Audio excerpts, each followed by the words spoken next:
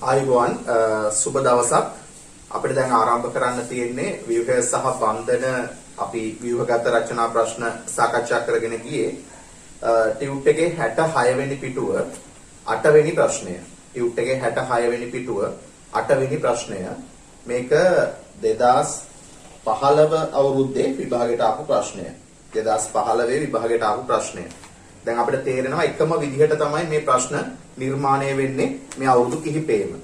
බලමු අපි ප්‍රශ්නය. ප්‍රශ්න අංක 8. 8A. පහත සඳහන් රසායනික විශේෂ සලකන්න අපිට දීලා තියෙනවා XeF2 NO3 SF5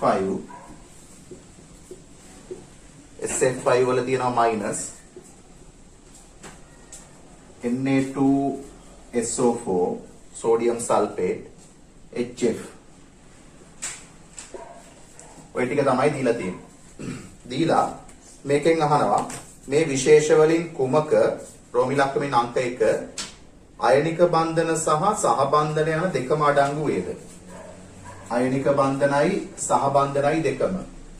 දැන් සෝඩියම් සල්ෆේට් ගත්තොත් ඒකේ සෝඩියම් ධන ආයනය තියෙනවා සල්ෆේට් ඍණායනය තියෙනවා.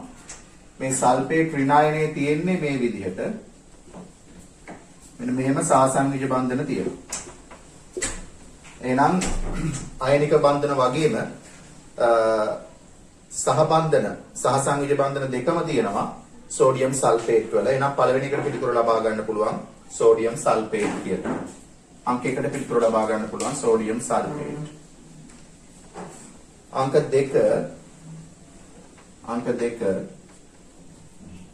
BF3 හා සම ඉලෙක්ට්‍රෝනික වේද? BF3 කිව්වහම බෝරෝන් අයිති වෙන්නේ ආවර්තිතා වගුවේ 3 වෙනි කාණ්ඩයට. පරමාණු ක්‍රමාංකය 5යිනේ. Hydrogen helium lithium beryllium boron. එතකොට මෙයාගේ ඉලෙක්ට්‍රෝන 5ක් තියෙනවා. ෆ්ලෝරින් 7 වෙනි කාණ්ඩයට දෙවෙනි ආවර්තය තියෙන්නේ. එයාගේ පරමාණු ක්‍රමාංකය 9යි. එතකොට මෙයාගේ තියෙනවා 9 වරක් 3 27ක්. 9 වරක් 3 27ක්. එතකොට 27යි 5යි කියන්නේ 32ක් තියෙනවා ඉලෙක්ට්‍රෝන. අපෙන් අහන්නේ BF3 හා සම ඉලෙක්ට්‍රෝනික වෙන්නේ කවුද කියලා. එතකොට Xe වල වගේ ගත්තොත් ලොකු සංඛ්‍යාවක් එනවා. මෙතන නයිට්‍රේට් සැලකුවොත් नाइट्रोजन वल परमाणु क्रमांक 7යි එකෙන් ඉලෙක්ට්‍රෝන 7යි ඔක්සිජන් වල පරමාණු ක්‍රමාංකය 8යි. ඒතර 8 වරක් 3 24යි. 24ක් එනවා. ඍණාරෝපණයේ හින්දා තව එකක් එකතු වෙනවා. එතකොට එයාගෙත් එනවා 32ක්. මෙයාගෙත් එනවා 32ක්. එහෙනම් BF3 හා සම ඉලෙක්ට්‍රෝනික වන්නේ නයිට්‍රේට් කියලා දෙවෙනි එකට පිළිතුර අපිට ලබා ගන්න පුළුවන්. රයිට්. අපි බලමු දැන් තුන්වෙනි කොටස.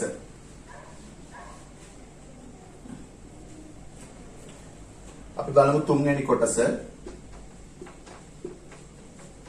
ඒකේ අහනවා සමචතුරස්‍රාකාර පිරමීඩ හැඩයක් ගන්න කවුද කියලා. සමචතුරස්‍රාකාර පිරමීඩ කියන්නේ 1/1යි බන්ධන 5යි. මෙතන බැලුවාම අපිට පේනවා SF5 minus සල්ෆර් 6 වෙනි කාණ්ඩේ හින්දා ඉලෙක්ට්‍රෝන 6යි ඍණාරෝපණයත් එක්ක 7යි. ෆ්ලෝරින් 7 වෙනි කාණ්ඩේ හින්දා එක බන්ධන හැදෙයි. ඒතර මේ විදිහට අපිට නිරූපණය කරන්න පුළුවන්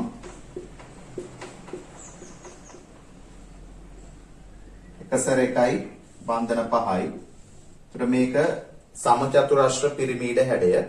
ඒ හින්දා සමචතුරස්‍ර පිරමීඩ හැඩයක් ගන්න SF5 minus. ඊළඟට අහනවා එහි වඩාත්ම ස්ථායි ව්‍යුහයේ බන්ධන ඉලෙක්ට්‍රෝන සංඛ්‍යාව හා බන්ධන නොවන ඉලෙක්ට්‍රෝන සංඛ්‍යාව සමාන වේද? දැන් මේ ආයන විදිහට තියෙනවට වඩා මෙතන අපිට මේ HF වලට කලින් තව එකක් තියෙනවා මෙතන SO3. එතකොට මේකේ තියෙනවා ඒ වයින් බැලුවහම වඩාත්ම ස්ථායි ව්‍යුහයේ බන්ධන ඉලෙක්ට්‍රෝන සංඛ්‍යාව හා බන්ධන නොවන ඉලෙක්ට්‍රෝන සංඛ්‍යාව සමාන වේද? අපි බලමු මෙතන SO3 සැලකුවොත් SO3 වල මෙහෙම තියෙන්නේ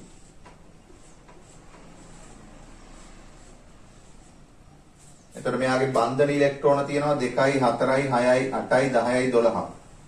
බන්ධන ඉලෙක්ට්‍රෝන වලින් තියෙනවා ඉලෙක්ට්‍රෝන යුගල 6යි කියන්නේ ඉලෙක්ට්‍රෝන 12ක් තියෙනවා. බන්ධන ඉලෙක්ට්‍රෝන 12ක් තියෙනවා. එතකොට එයාගේ බන්ධන නොවන ඉලෙක්ට්‍රෝන සංඛ්‍යාව. එතකොට සල්පවල පරමාණුක ක්‍රමාංකය 16යි. එතකොට එයාගේ ඉලෙක්ට්‍රෝන වින්‍යාසයෙන් 1s2 2s2 2p6 3s2 3p4. ඕකෙන් ඉලෙක්ට්‍රෝන 4ක් බන්ධන වලට සම්බන්ධ වෙලා තියෙනවා. සෝරි. මේකෙන් මෙයාගෙන් ඉලෙක්ට්‍රෝන සම්බන්ධ වෙලා තියෙනවා ද්විත්ව බන්ධන 3ක් හදන්න. එතකොට ඒ බන්ධන වලින් නිරූපණය වෙන ඔක්කොම ඉලෙක්ට්‍රෝන 12ක්. එතකොට මෙයාගෙන් සම්බන්ධ වෙලා තියෙනවා ඉලෙක්ට්‍රෝන 6ක්. එතකොට මෙන්න මේ කවචේ තියෙන ඉලෙක්ට්‍රෝන 6 කියලා අපිට හිතන්න පුළුවන්. එතකොට මෙයාගේ ඉලෙක්ට්‍රෝන 6ක් මේ බන්ධන වලට සම්බන්ධ වෙලා තියෙනවා. එතකොට සම්බන්ධ වෙලා තියෙනකොට මෙයාගේ ඉලෙක්ට්‍රෝන 16න් ඉලෙක්ට්‍රෝන 6ක් ඉතුරු වෙනවා. එතකොට 1s2 2s2 2p6. එතකොට මෙයාගේ ඉලෙක්ට්‍රෝන 10ක් ඉතිරි වෙනවා. සල්පවල ඉලෙක්ට්‍රෝන 10ක් ඉතිරි වෙනවා. මේක අහන්නේ එහි වඩාත්ම ස්ථායී ව්‍යුහයේ බන්ධන ඉලෙක්ට්‍රෝන සංඛ්‍යාව හා බන්ධන නොවන ඉලෙක්ට්‍රෝන සංඛ්‍යාව සමාන වේද කියලා. එතකොට ස්ථායීම ව්‍යුහයේ SO3 විදිහට සලකන්න පුළුවන්. එතකොට සල්ප වලින් ඉලෙක්ට්‍රෝන 10ක් එනවා. ඊට පස්සේ මේ ඔක්සිජන් වලත් පරමාණු ක්‍රමාංකය 8ක් හින්දා එයාගේ ඉලෙක්ට්‍රෝන මෙයාට 2යි බන්ධන වලට සම්බන්ධ වෙන්නේ. තව එතකොට ඉලෙක්ට්‍රෝන 6 බැගින් ඉතුරු වෙනවා. 6 වරක් 3 18ක් ඉතිරි වෙනවා. එතකොට 18යි මේ 10යි ඉලෙක්ට්‍රෝන 28ක් තියෙනවා බන්ධන වලට සම්බන්ධ වෙන්නේ නැතුව. එතකොට බන්ධන ඉලෙක්ට්‍රෝන සංඛ්‍යාව හා බන්ධන නොවන ඉලෙක්ට්‍රෝන සංඛ්‍යාව සමාන වීමක් සිද්ධ වෙන්නේ නැහැ.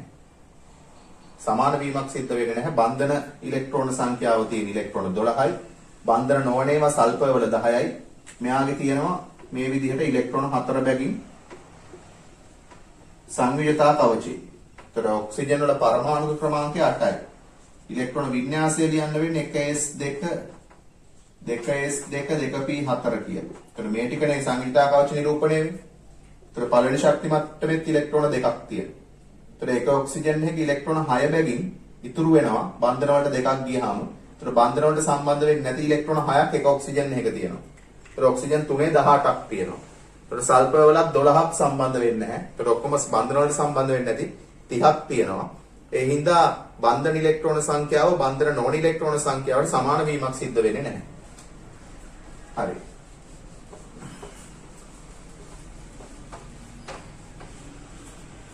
බලමු මේකේ හතරවෙනි කොටස. එහි වඩාත්ම ස්ථායී ව්‍යුහයේ හතරවෙනි කොටස අපි කරේ. පස්වෙනි කොටස 1s පරමාණු කාක්ෂිකයක් හා 2p පරමාණු කාක්ෂිකයක් අතිච්ඡාදනය වීම හේතුවෙන් සෑදෙන සිග්මා බන්ධනයක් තියෙනවාද කියලා අහනවා. HF වල තියෙනවනේ. HF වල බන්ධනය වෙන්නේ හයිඩ්‍රජන් වල 1s කියන කාක්ෂිකය. හයිඩ්‍රජන් වල පරමාණු ක්‍රමාංකය 1යි. එයාගේ ඉලෙක්ට්‍රෝන වින්‍යාසය 1s1. ෆ්ලෝරීන්ගේ පරමාණු ක්‍රමාංකය 9යි. මෙයාගේ ඉලෙක්ට්‍රෝන වින්‍යාසය 1s2 2s2 2p5. හුන්ස් නීතියට අනුව මේ p කාක්ෂික වල ඉලෙක්ට්‍රෝන තියෙන්නේ සමමිතික ඩම්බෙල් ආකාර හැඩ p කාක්ෂික 3 1යි 2යි 3යි 4යි 5යි. ඔය විදිහට තියෙනවා. මේ කියුබ් ඉලෙක්ට්‍රෝනයක් සහිත p කාක්ෂිකයක් තියෙනවා. එතකොට p කාක්ෂිකයක් 2p නේ. 2p කාක්ෂිකයක් 1s කාක්ෂිකයක් එක්ක එහෙම නැත්නම් s කාක්ෂිකයක් එක්ක 1s කාක්ෂිකයක් එක්ක අතිච්ඡාදනය වීමක් සිද්ධ වෙනවා HF වල. එතකොට ඒක ගන්න පුළුවන් HF කියලා. ඒකේ 6 වෙනි කොටස අපි කරේ 5 වෙනි කොටස. දැන් අහන්නේ 6 වෙනි කොටස.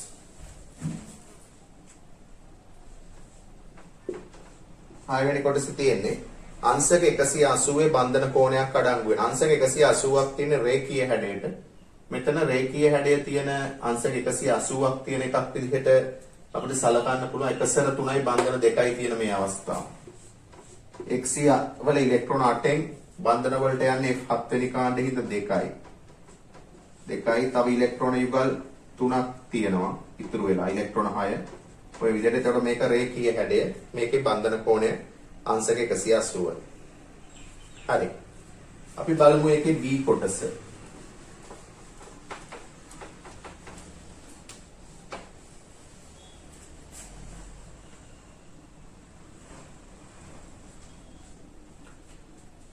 H3O3QRT සංයෝගය ආම්ලික ලක්ෂණ පෙන්눔 කරයි. ඒ ජලයේ දිය කළ විට H ධන ඉවත් වී H2O3QRT- ඇනායනය සාදයි. මෙම ඇනායනය සඳහා වඩාත්ම පිළිගත හැකි ලුයිස් ව්‍යුහයේ ඍණාරෝපණ ඔක්සිජන් පරමාණුවක් මත පවතී. අනෙකුත් පරමාණු මත ආරෝපණ නොමැත. QRT මූලද්‍රව්‍ය විද්‍යුත් ඍණතාව දෙකට වඩා වැඩි. පෝලින් පරිමාණය අනුව අලෝහ කියලා කියනවා.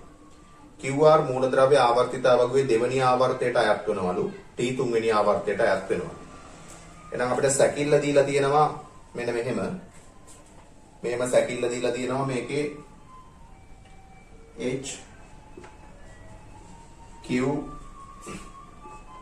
R H T O O O ඔය විදිහට දීලා තියෙනවා. ඊට පස්සේ අපිට මේක කියනවා ඉස්සර වෙලාම මේ මූලද්‍රව්‍ය තුන හඳුනා ගන්නලු.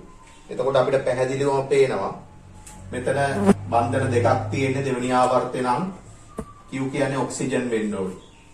බන්ධන තුනක් තියෙන දෙවෙනි ආවර්තය නම් R කියන්නේ නයිට්‍රජන් වෙන්න ඕනේ. අලෝහ කියලා කියනවනේ. ඊට පස්සේ තුන්වෙනි ආවර්තේ මේ වගේ බන්ධන තුනට වඩා වැඩි සංඛ්‍යාවක් හදන්න පුළුවන්. එහෙනම් අපිට හිතන්න පුළුවන් මේක මෙතන තියෙන විදිහට දැන් මේක නයිට්‍රජන් කියලා අපි දෙවෙනි එක ගත්තාම එතන ඒක බන්ධන සලකලා මෙතන එතකොට එක සරයුගලක් දෙන්න පුළුවන්. ඔක්සිජන්ට එක සරයුගල දෙකක් දෙන්න පුළුවන්. අනිත් අපිට කියනවානේ මෙතන ඔක්සිජන් මත ඍණාරෝපණයක් තියෙන කතාවක්. අපිට කියනවා මෙම ඇනායනය සඳහා වඩාත් පිළිගත හැකි ලුයිස් ව්‍යුහයේ ඍණාරෝපණ ඔක්සිජන් පරමාණුවක් මත පවතී. එතකොට එකක් ඍණ. මේක ඍණ කියලා හිතන්න. එතන ඒක බන්ධනයක්. ඒතකොට අනිත් දෙක ද්විත්ව බන්ධන වෙන්න එපා. ඒතකොට බන්ධන 2යි 4යි 5යි 6ක්. බන්ධන 6ක් හදන්න පුළුවන් නම් මේක සල්ෆර් කියලා ගන්න පුළුවන්. නැත්නම් ફોස්ෆරස් කියලා ගන්නත් පුළුවන්. අපිට එහෙම ගන්න බෑ මොකද ඔක්සිජන් එකකයි ඍණ තියෙන්නේ. එකක ඍණ තියෙනවා නම් දෙකක ද්විත්ව බන්ධන තියෙන්න ඕන. මේ පදනමෙන් අපිට මේක සල්ෆර් කියලා තෝරගන්න පුළුවන්. ඊට පස්සේ කියනවා මෙම ඇනායනය සඳහා වඩාත්ම පිළිගත හැකි ලුයිස් ව්‍යුහය අඳින්න. එහෙනම් අපි අඳිමු දැන්. මෙන්න H ඇඳා මෙතන ඔක්සිජන් ගත්තා. ඒකට යාට එක සරයුගල දෙකක් ඉතිරි. R මේකට H ගත්තා. මෙතෙන්ට බන්ධනයක්. ඒකට R කියන්නේ නයිට්‍රජන් නේ. අපි නයිට්‍රජන්ම දාමු. නයිට්‍රජන් දැම්මා. මෙතන එක සරයුගලයි. ඊට පස්සේ T ගත්තා. T ගත්තට පස්සේ අපි T වලටත් ගමු සල්ෆර් කියලා ගන්න පිළිඳ සල්ෆර් ගමු. නිවැරදි සංකේත දාලා වඳිමු. ඊට පස්සේ සල්ෆර් වලට මේක අපි හිතුවොත් ඒක බන්ධන තියලා O- කියන එක කියලා. ඒතර මෙයාගේ එක සරයුගල තුනක් අපි දක්වන්න වෙනවා. ඒතර මේක ද්විත්ව බන්ධන O. මේක එක සරයුගල දෙකයි. මේක ද්විත්ව බන්ධන O. මේක එක සරයුගල දෙකයි. දැන් ඔය විදිහට නිරූපණය කරන්න පුළුවන්. දැන් බලන්න කලින් අවුරුදු වල ඇහුවා වගේමයි දැන් අහනවා මෙම ඇනායනය සඳහා සංප්‍රයුක්ත ව්‍යුහ 6ක් අඳින්න. ඉතින් සංප්‍රයුක්ත ව්‍යුහ 6ක් නෙමෙයි ගණනාවක් අඳින්න පුළුවන්. මෙතනම බලන්න මේ O- එක මෙතෙන්ට දාලා මේවා මාරු කරලා මෙතනම අඳින්න පුළුවන්. එතකොට මෙතනින් ගලවලා මේක ඍණ කරලා ඔය බන්ධන වෙනස් කර අඳින්න පුළුවන් සංප්‍රයුක්ත ව්‍යුහ ගණනාවක්. ඕකට සාමාන්‍ය සංප්‍රයුක්ත ව්‍යුහ 15කටත් එහා පැත්තේ වගේ අඳින්න පුළුවන්. ඉතින් ඕගොල්ලෝ කැමති විදිහට ගන්න දැන් මෙතනම ස්ථායීව අඳින්න පුළුවන් මේක වෙනස් කරලා මෙතෙන්ට මේක වෙනස් කරලා මෙතෙන්ට එතනම අඳින්න පුළුවන් නේ 3ක්. ඒතකොට ඊට අමතරව මේ පැත්තත් ගැන හිතලා මෙතනත් බන්ධන වෙනස් කර දිගටම අඳින්න පුළුවන්. එතකොට ඔක්සිජන් විද්‍යුත් ඍණතාවයේ වැඩි කෙනා මත ධන ආරෝපණයක් ආවොත් අස්ථායි ආරෝපණ ළඟ ධන ආවොත් එතකොට අස්ථායි. ඒ විදිහට අපිට අස්ථායි ස්ථායි ව්‍යුහ තෝරගන්න පුළුවන්. හැබැයි අස්ථායි ව්‍යුහයක් වුණත් ස්ථායි ව්‍යුහයක් වුණත් ඒ කියන්නේ අස්ථායි සංප්‍රයුක්ත ව්‍යුහයක් වුණත් ස්ථායි සංප්‍රයුක්ත ව්‍යුහයක් වුණත් අෂ්ටක නීතියට අනුකූලව අඳින්න. නැත්නම් ඔයගොල්ලන්ට ඕන විදිහට අඳින්න බෑ. අෂ්ටක නීතියට අනුකූලව ආරෝපණ බෙදීම අඩු නම් විද්‍යුත් ඍණතාවයේ වැඩි පරමාණුව මත නම් ඍණාරෝපණය තියෙන්නේ අන්න ස්ථායි. අෂ්ටක නීතියට අනුකූලව ආරෝපණ බෙදීම වැඩි නම් විද්‍යුත් ඍණතාවයේ වැඩි අය ධන වෙලා නම් අන්න එතන අස්ථායි සංප්‍රයුක්ත ව්‍යුහ ලැබෙනවා. ඒත් ඒ විදිහට ඕගොල්ලන්ට කැමති ව්‍යුහ හයක් ගොඩනගා ගන්න අයිතිය තියෙනවා ස්ථායි හෝ අස්ථායි. සංප්‍රයුක්ත ව්‍යුහ හයක් කියලා විතරයිනේ කියන්නේ. හරි. ඊට පස්සේ අර සාමාන්‍ය අහපු ක්‍රමයටමයි අහන්නේ. පහත දී ඇති වගුවේ දක්වා ඇති QRT පරමාණු වල පරමාණු වටා ඇති ඉලෙක්ට්‍රෝන යුගල ජ්‍යාමිතිය, ඉලෙක්ට්‍රෝන යුගල වල සැකසුම, පරමාණු වටා ඇති හැඩය, පරමාණුවේ මුහුම්කරණය, පරමාණු වටා බන්ධන කෝණය ආසන්නව සඳහන් කරන්න. එතකොට මෙතන Q කියන එක්කෙනා ඔක්සිජන් මෙයානේ. එතකොට මේ Q කියපු ඔක්සිජන්ගේ බලන්න කොහොමද කියලා. ඔයගොල්ලෝ දැන් දන්නවා ගන්න ක්‍රමය. මෙයාගේ මේ Q කියපු ඔක්සිජන්ගේ බලන්න ඉලෙක්ට්‍රෝන යුගල ජ්‍යාමිතිය. මොකද්ද මෙයාගේ ඉලෙක්ට්‍රෝන යුගල ජ්‍යාමිතිය? විකර්ෂණ ඒකක 4යි. එන ඉලෙක්ට්‍රෝන යුගල ජ්‍යාමිතිය චතුස්තලීයයි. මෙයාගේ හැඩය එකසර 2යි බන්ධන 2යි. හැඩය කෝණිකයි. මෙයාගේ මුහුම්කරණය ඉලෙක්ට්‍රෝන යුගල ජ්‍යාමිතිය චතුස්තලීයේ හින්දා මුහුම්කරණය sp3. මුහුම්කරණය sp3. ඒතර බන්ධන කෝණය දැන් සාමාන්‍යයෙන් මෙයාගේ එකසර 2කින් විකර්ෂණය වැඩිනේ. දැන් බන්ධන 4ක් තියෙන චතුස්තලීය සමමිතික අණුවක් වුණා නම් 109ක් එන්නේ. එතකොට එකසර 1යි බන්ධන 3යි තිබුණා නම් තව අඩු වෙනවා කෝණය. එකසර 2යි බන්ධන 2යි කියන්නේ තව අඩු වෙනවා කෝණය. ඒතකොට සාමාන්‍යයෙන් අංශක 103ක් 105ක් අතර වගේ එන්න පුළුවන්. අංශක 103ක් 105ක් අතර වගේ එන්න පුළුවන් බන්ධන කෝණය. ඊළඟට මේ R කියන්නේ නයිට්‍රජන්. එයාගේ ඉලෙක්ට්‍රෝන යුගල ජ්‍යාමිතිය විකර්ෂණ එක 4යි චතුස්තලීයයි. එයාගේ හැඩය එකසර 1යි බන්ධන 3යි පිරමීඩයි. එයාගේ මුහුම්කරණය ඉලෙක්ට්‍රෝන යුගල ජ්‍යාමිතිය චතුස්තලීයයි කියන්නේ මෙයාගේ මුහුම්කරණය sp3. ඊට පස්සේ මෙයාගේ බන්ධන කෝණය සාමාන්‍යයෙන් මෙතන එකසර 1යි බන්ධන 3යි නේ තියෙන්නේ. ඒතර විකර්ෂණය මෙතන වගේ එකසර 2ක විකර්ෂණය ප්‍රබල මෙච්චර බන්ධන කෝණය අඩු වෙන්න විදිහක් නැහැ. හැබැයි 109ට වඩා අඩු වෙනවා. එහෙනම් මෙයාට ගන්න පුළුවන් අපිට 106ත් 108ත් අතර වගේ. 106ත් 108ත් අතර වගේ සලකන්න පුළුවන්. ඊට පස්සේ අපි ගත්තොත් අනිත් එක්කෙනා T කියන්නේ සල්පර්. එයාගේ ඉලෙක්ට්‍රෝන යුගල ජ්‍යාමිතිය. මෙයාගේ විකර්ෂණ එක 4යි. එන ඉලෙක්ට්‍රෝන යුගල ජ්‍යාමිතිය චතුස්තලීයයි. හැඩය මෙයාගේ හැඩය අපි ගන්න සිග්මා බන්ධන 4යි එකසර නැහැ චතුස්තලීයයි. මුහුම්කරණය ඉලෙක්ට්‍රෝන යුගල ජ්‍යාමිතිය චතුස්තලීය නම් මෙයාගේ මුහුම්කරණය sp3. එයාගේ බන්ධන කෝණය අන්න 109ට ආසන්න වෙන්න පුළුවන්. එකසර නැතුව බන්ධන 4ක් තියෙන හින්දා. එන ඒක පිළිගන්නවා 108යි 110යි අතර වගේ අගයක් ගන්න පුළුවන්. හරි. දැන් අපිට කියනවා පස්වෙනි කොටස ඉහත දෙක කොටසෙහි අඳින ලද ලුයිස් ව්‍යුහයෙහි පහත දක්වා ඇති සිග්මා බන්ධන සෑදීම සඳහා සහභාගී වන පරමාණුක මුහුම් කාක්ෂික හඳුනා ගන්න. QR කියන්නේ මේ දෙක. ඒතර මෙයාගේ තියෙන sp3 මුහුම් කාක්ෂිකය, මෙයාගේ තියෙන්නේ sp3 මුහුම් කාක්ෂිකය. ඊළඟට R හා T මෙයාගේ තියෙන්නේ sp3 මුහුම් කාක්ෂිකය, මෙයාගේ තියෙන්නේ sp3 මුහුම් කාක්ෂිකය. T හා O T වල තියෙන්නේ sp3 මුහුම් කාක්ෂිකය. ඔක්සිජන්ගේ සම්බන්ධ වෙන්නේ කවුද? ඔක්සිජන්ගේ පරමාණුක ක්‍රමාංකය 8යි. එතකොට මෙයාගේ ඉලෙක්ට්‍රෝන වින්‍යාසය 1s2 2s2 2p4 කියලා එන්නේ. පුන්ස් නීතිය අනුව මේ p කාක්ෂික 3 ඉලෙක්ට්‍රෝන තියෙන්නේ මෙහෙමයි. සමමිතික ඩම්බෙල්ලාකාර හැඩති සමාන ශක්තිය තියෙන p කාක්ෂික 3 ඉලෙක්ට්‍රෝන 4 පිහිටන්නේ මෙහෙම. අන්න වියුග්ම ඉලෙක්ට්‍රෝන සහිත කාක්ෂික දෙකක් තියෙනවා 2p. අන්න ඒ කාක්ෂික වලින් තමයි බන්ධන හැදෙන්නේ. දැන් ඔක්සිජන් වල තියෙන 2p. 2p. එන එකට පිළිතුර ගන්න පුළුවන් ඒ විදිහට. ඊට පස්සේ තව එක කොටසක් තියෙනවා. මේක තව එක කොටසක් තියෙනවා C කොටස. C කොටස තියෙනවා. අපි බලමු ඒක.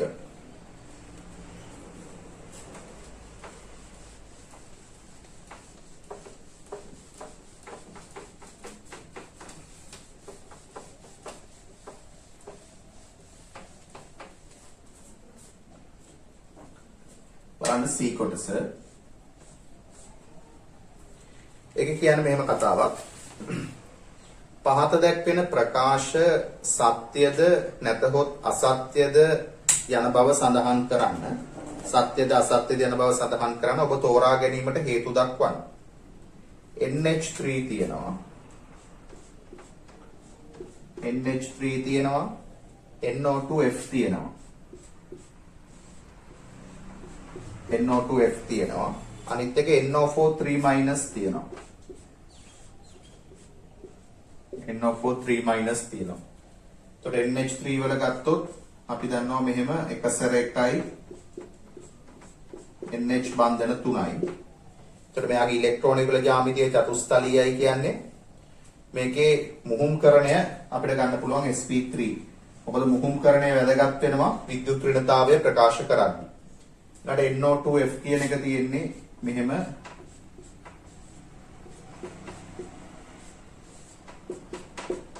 ඔය විදිහට.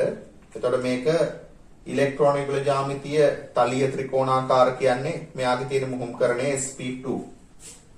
මෙයාගේ මුහුම්කරණය sp2. බස් NO4 3- නේ. NO4 3- කියන එක 2- නෙමෙයි. NO4 3- මේ කලිනුත් අවස්ථාවක් අපිට අවස්ථාවක හම්බුණා. අපි එතන ව්‍යුහය ගොඩනගා ගත්ත විදිය මතක ඇති ඔයගොල්ලන්ට. එතන දිත්ව බන්ධනයක් දාලා අපි ඒක බෑ කියලා කිව්වා. හේතුව මෙයාට අෂ්ටක ඉක්මවා යන්න බැරි හින්දා. ඒකට ඔය විදිහට ඒක නිරූපණය කරන්න පුළුවන්.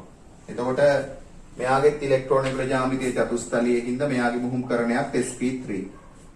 sp3. දැන් මේගොල්ලෝගේ අපි බැලුවොත් නයිට්‍රජන් මත ආරෝපණය බලන්න. මෙයාගේ නයිට්‍රජන් මත ආරෝපණය 0යි. මෙයාගේ නයිට්‍රජන් මත ආරෝපණය -1යි. -1යි. මෙයාගේ නයිට්‍රජන් මත ආරෝපණය -1යි. මෙයාගේ නයිට්‍රජන් මත ආරෝපණය -1යි. එහෙනම් මේක කියනවා මේ පිළිවෙලට NO2F වලලු විද්‍යුත් ඍණතාව වැඩිම වෙන්නේ. ඔව් sp3 මුහුම් කරන අවස්ථාවට වඩා sp2 මුහුම් කරන අවස්ථාවේ විද්‍යුත් ඍණතාවය වැඩි s ගුණය වැඩි හින්දා. එතකොට ඒ වගේම උදාසීන අවස්ථාවට වඩා ධනයක තියෙනකොට වැඩි හින්දා මෙයාගේ වැඩිම වෙනවා. මේ දෙන්නගෙන් ගත්තොත් මෙයා දෙන්නගෙම මුහුම් කරන sp3 නමුත් මෙයාගේ ධනයක ආරෝපණයක් තියෙන හින්දා මෙයාට වඩා මෙයාගේ වැඩි වෙනවා. එතකොට අපිට දීලා තියෙන්නේ A order එකට හින්දා ඒක පිළිගන්න පුළුවන්. එතකොට අපිට ඒකට හේතු දක්වන්න කියනවා. එතකොට අපිට කියන්න පුළුවන් මේ විදිහට ආරෝපණ පෙන්වන්න පුළුවන්, මුහුම්කරණය පෙන්වන්න පුළුවන්. ඊට පස්සේ කියන්න පුළුවන් S ලක්ෂණ වැඩි වෙන විට මුහුම් කාක්ෂික දිගින් අඩු වෙනවා. ඒ හින්දා විද්‍යුත් ඍණතාවය වැඩි වෙනවා. ධන ආරෝපණය අවස්ථාවයි ඔක්සිකරණ අවස්ථාවයි වැඩි වෙනකොට උදාසීන පරමාණු වලට වඩා විද්‍යුත් ඍණතාවය වැඩි වෙනවා කියන එක පැහැදිලි කරා නම් හරි. දැන් මේ විදිහට අපිට ඒක පැහැදිලි කරගන්න පුළුවන් සත්‍යයි කියලා. අපි බලමු ඒකේ දෙවෙනි කොටස C වල දෙවෙනි කොටස.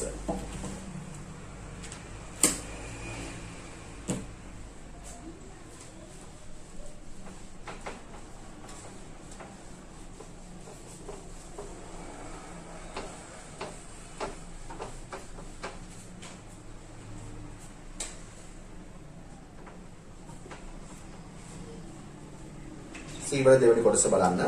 ඒකේ තියෙන්නේ ලිතියම් හේලයිඩ් වල ද්‍රවාංක වැඩි වෙන පිළිවෙල. ලිතියම් ක්ලෝරයිඩ් වල වැඩිම කියලා දෙනවා. ඊට පස්සේ ලිතියම් ක්ලෝරයිඩ්, ඊළඟට ලිතියම් බ්‍රෝමයිඩ්, ඊළඟට ලිතියම් අයඩයිඩ්.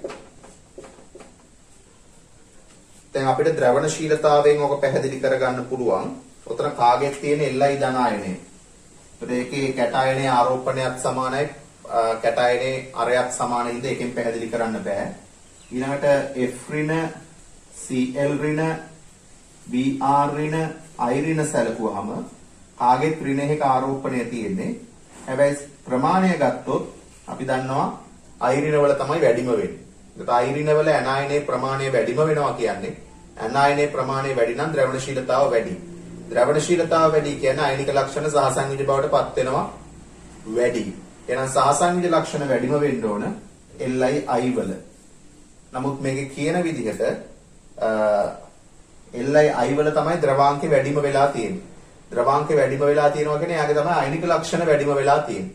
එහෙම වෙන්න බෑ. එයාගේ වැඩිම වෙන්නේ සහසංයුජ ලක්ෂණ. එහෙනම් මේක ප්‍රකාශයක් විදිහට අසත්‍යයි. අපිට කියන්න පුළුවන් ඒකට හේතුව කැටායනය එකමයි. ඇනායනයේ ආරෝපණ සමානයි. නමුත් ඇනායනයේ විශාලත්වය මෙතන ඉඳලා මෙතෙන්ට වැඩි වෙනවා. එහෙනම් ද්‍රවණශීලතාව වැඩිම වෙන්නේ අයිරිනවල.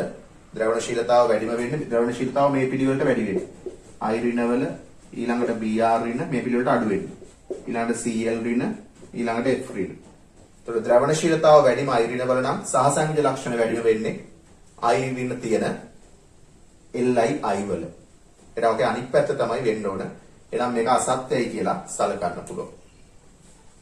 එහෙනම් 2015 ප්‍රශ්නේ සම්පූර්ණයි. අපි දැන් බලමු 2016 ප්‍රශ්නේ. 2016 ප්‍රශ්නේ බලමු.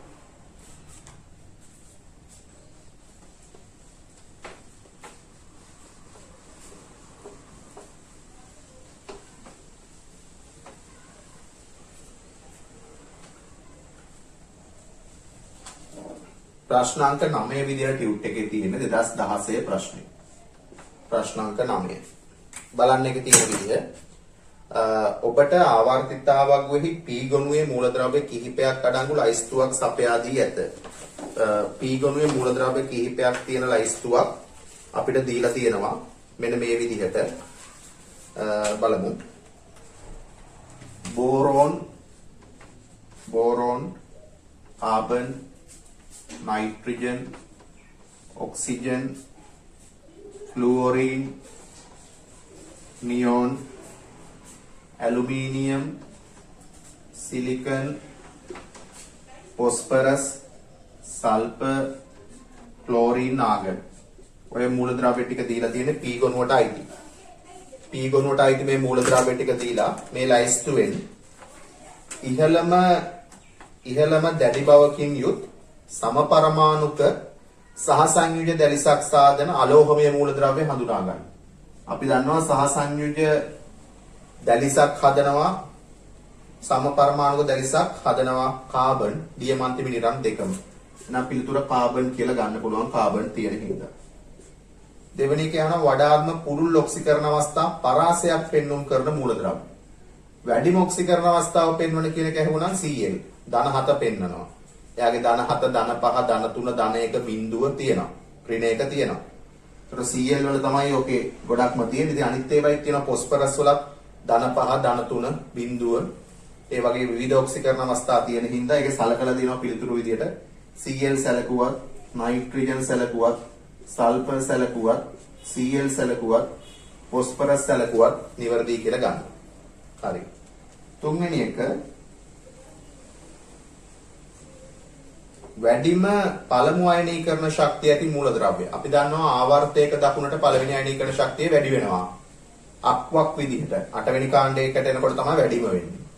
කාණ්ඩයක පහළට යනකොට පරමාණු අරය වැඩි වෙන හින්දා අඩු වෙනවා. එහෙනම් ඒ පදනමින් අපිට ගන්න පුළුවන් දෙවෙනි ආවර්තයේ කෙළවරේම තියෙන නියෝන්ගේ තමයි උතන තියෙන අයගෙන් පළවෙනි අයනීකරණ ශක්තිය වැඩිම වෙන්නේ. හතරවෙනි එක උභයගුණී ලක්ෂණ පෙන්වුම් කරන මූලද්‍රව්‍ය. ආවර්තිතාවග්වේ කියන කට්ටියගේ ඇලුමිනියම් මෙතන තියෙනවානේ. තව ටින්, ලෙඩ් ඒ වගේ කට්ටිය තිබුණා නම් සිංක් ඒගොල්ලන්ට උභයගුණී ලක්ෂණ පෙන්වුම් කරන්න පුළුවන්. නමුත් මෙතන තියෙන ඇලුමිනියම් අපිට ඇලුමිනියම් ගන්න පුළුවන්. ඇලුමිනියම් ටින් තිබුණා නම් ටින් වලට උභයගුණී ලක්ෂණ පුළුවන්. PB වලට උභයගුණී ලක්ෂණ පුළුවන්. ඒකට ප්‍රධාන වශයෙන්ම ඔය තියෙන සිංක් වලට පුළුවන්. ඔය හතර තමයි උභයගුණී ලක්ෂණ පෙන්වුම් කරන්නේ. මෙතනින් අපිට ඇලුමිනියම් ගන්න පුළුවන්. ඊළඟට වායුමය බහුරූපී ආකාර දෙකක් ඇති මූලද්‍රව්‍ය. පැහැදිලිවම වායුමය ඔක්සිජන් සහ ඕසෝන් කියන බහුරූපී ආකාර දෙක තියෙන්නේ ඔක්සිජන්. එහෙනම් ඒකට ඔක්සිජන් කියලා සලකන්න පුළුවන්. ඊළඟට ප්‍රබලම ඔක්සිකාරක ඔක්සිහරණය වීමේ හැකියාව වැඩිම. ඉලෙක්ට්‍රෝනයක් ලබාගෙන ඍණායනයක් සෑදීමේ හැකියාව වැඩිම. ඒකට අපිට ෆ්ලෝරින් ලබා ගන්න පුළුවන්. එහෙනම් ඒ කොටස ඒ විදිහට සම්පූර්ණයි. දැන් අපි බලමු ඒකේ අපිට තියෙන B කොටස.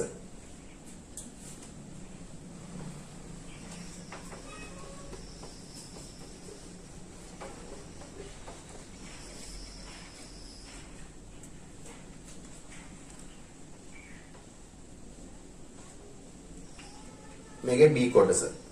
ඒකේ තියෙනවා 1 සිට 5 CN4 අණුව මත පදනම් වේ එහි සැකිල්ල පහත දී ඇත. මෙහෙම n දෙනවා. ඊට පස්සේ c n n n රෝමිලක්ෂණින් අංක 1 NN බන්ධන දිග ආසන්න වශයෙන් සමාන බව උපකල්පනය කරමින්. ඒ කියන්නේ මෙන්න මේ බන්ධන දෙකනේ. NN බන්ධන දිග ආසන්න වශයෙන් සමාන බව උපකල්පනය කරමින් මෙම අණුව සඳහා වඩාත්ම පිළිගත හැකි ලුයිස් ව්‍යුහය අඳිමු. එහෙනම් අපි අඳිමු මේ සැකිල්ල ඇඳා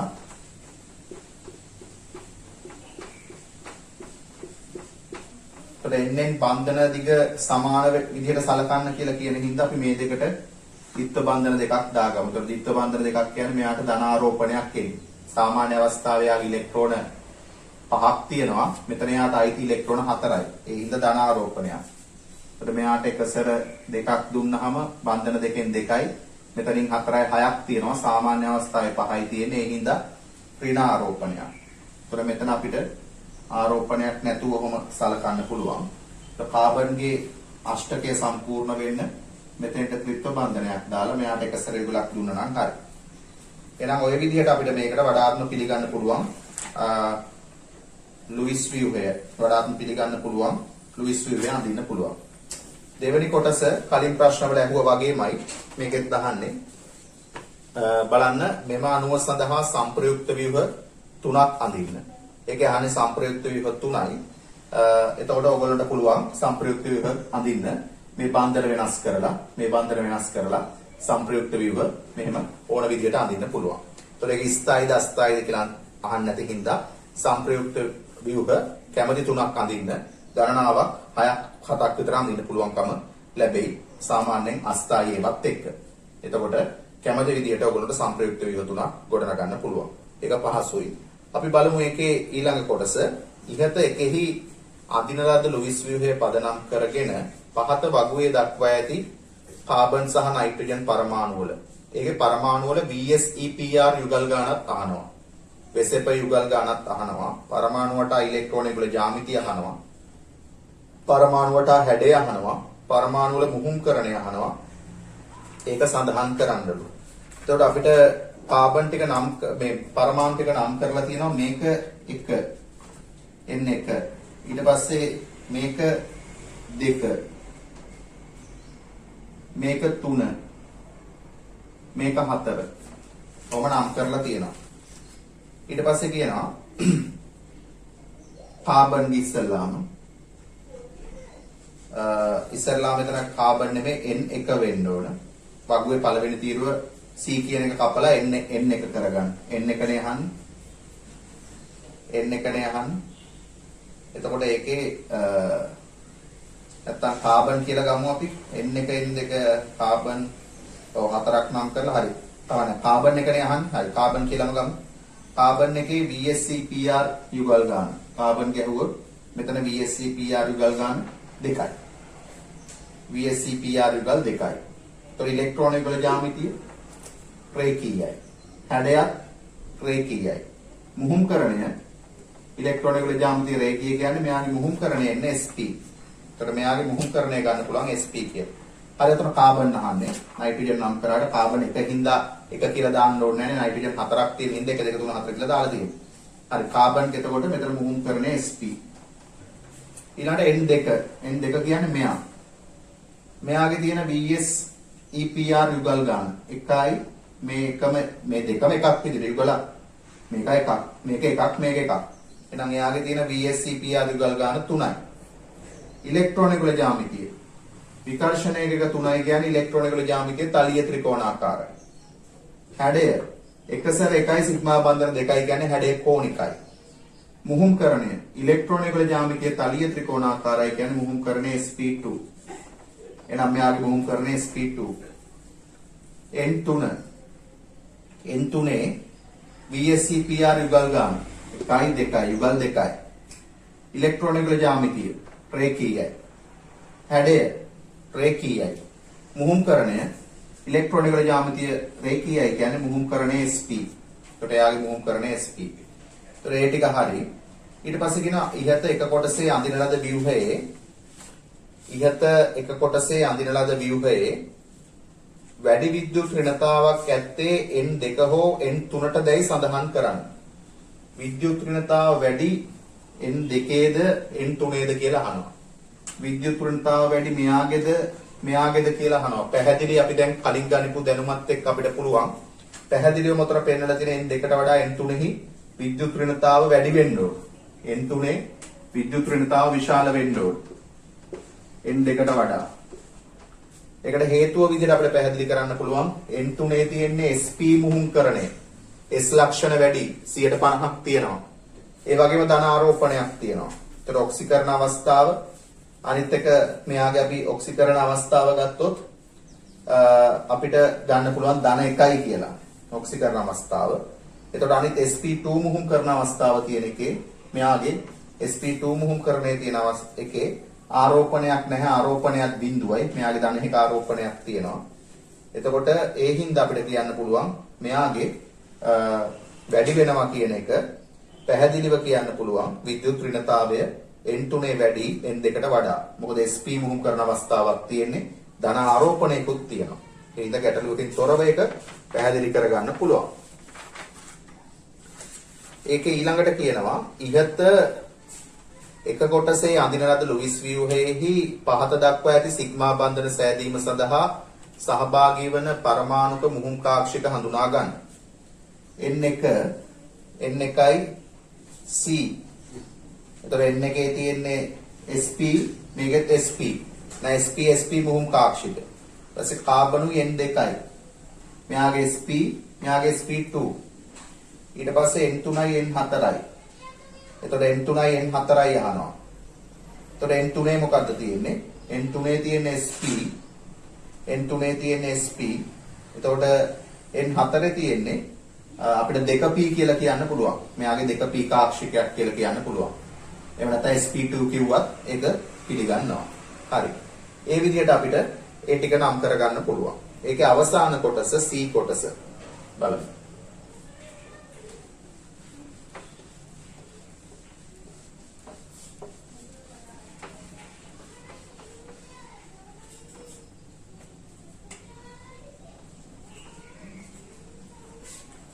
පහත දැක්වෙන ප්‍රකාශ සත්‍යද නැතහොත් අසත්‍යද යන බව සඳහන් කරන්න හේතු අවශ්‍ය නොවේ. රෝමි ලක්කමෙන් අංක 1 SF6 සහ OF6 යන දෙකම ස්ථායී වේ. OF6 කියලා එකක් තියෙන්න බෑනේ. ක්ලෝරින්ට අෂ්ටක ඉක්මවන්න බෑනේ දෙවෙනි ආවර්තයෙන් හින්දා. එහෙනම් ඒක අසත්‍ය. ඒක අසත්‍ය. දෙවෙනි එක SiCl4 NCl3 SCl2 හි ඉලෙක්ට්‍රෝනයකල ජාමිතිය චතුස්තලීය වුවද ඒවායේ බන්ධන කෝණ වෙනස් වේ. SiCl4 මෙහෙම තියෙන්නේ. චතුස්තලීය සමමිතික අණුවක් බන්ධන කෝණය 109ක් කියලා ගන්න පුළුවන්.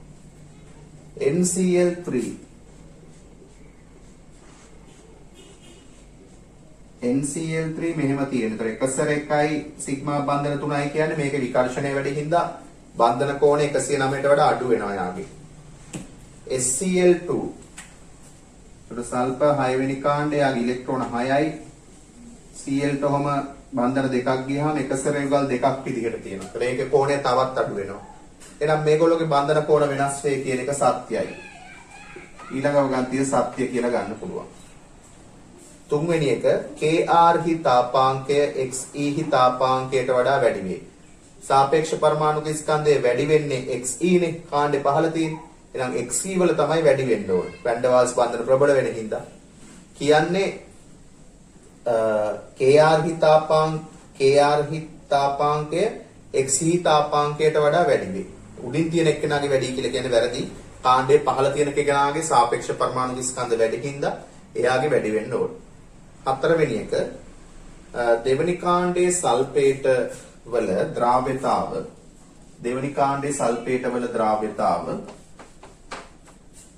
කාණ්ඩයේ පහළට යන විට අඩුවන්නේ දෙවෙනි කාණ්ඩයේ සල්ෆේට කියන්නේ beryllium sulphate, magnesium sulphate, calcium sulphate, strontium sulphate, barium sulphate ඔය ටික. මේගොල්ලොන්ගේ ද්‍රාව්‍යතාව කාණ්ඩේ පහළට යන විට අඩුවන්නේ මූලික වශයෙන් කැටායන වල ජලීකරණ එන්තැල්පිය අඩු වෙන නිසාය. ජලීකරණ එන්තැල්පිය කැටායන වල දැන් මේකේ තියෙන්නේ Be ධන 2, මේකේ තියෙන්නේ Mg ධන 2, මේකේ තියෙන්නේ Ca ධන 2, මේකේ තියෙන්නේ Ba ධන 2. කැටායන ඔක්කොගේම ආරෝපණ සමානයි. ප්‍රමාණය වෙනස් වෙනවා. ප්‍රමාණය වෙනස් වෙනවනේ. ඒතර කැටායන වල ජලීකරණ එන්තැල්පිය අඩු වෙනවා. ඒතර ජලීකරණ එන්තැල්පිය අඩු වෙනවා. අරය වැඩි වෙනවා. අරය වැඩි වෙන හින්දා ජලීකරණ එන්තැල්පිය අඩු වෙනවා. ඒ හින්දා මොකද වෙන්නේ? ද්‍රාව්‍යතාවය අඩු වෙනවා. ද්‍රාව්‍යතාවය අඩු වෙනවා කියන්නේ අවක්ෂේපණ ගතිය වැඩි වෙනවා. කොහොමද දැන් මැග්නීසියම් සල්ෆේට් ගත්තොත් වතුරේ සම්පූර්ණයෙන් වගේ දිය වෙනවා. බේරියම් සල්ෆේට් ගත්තොත් වතුරේ දිය වෙන්නේ නැහැ. තනුක අම්ල HNO3 වගේ දැම්මත් දිය වෙන්නේ නැහැ. හොඳ අවක්ෂේපයක්. ඒකට හේතුව කොහොම පැහැදිලි කරගන්න පුළුවන්. එහෙනම් අපිට ඒ වගන්තිය සත්‍යයි කියලා සලකන්න පුළුවන්. ඒකට සත්‍යයි කියලා ලියන්න පුළුවන්. හරි.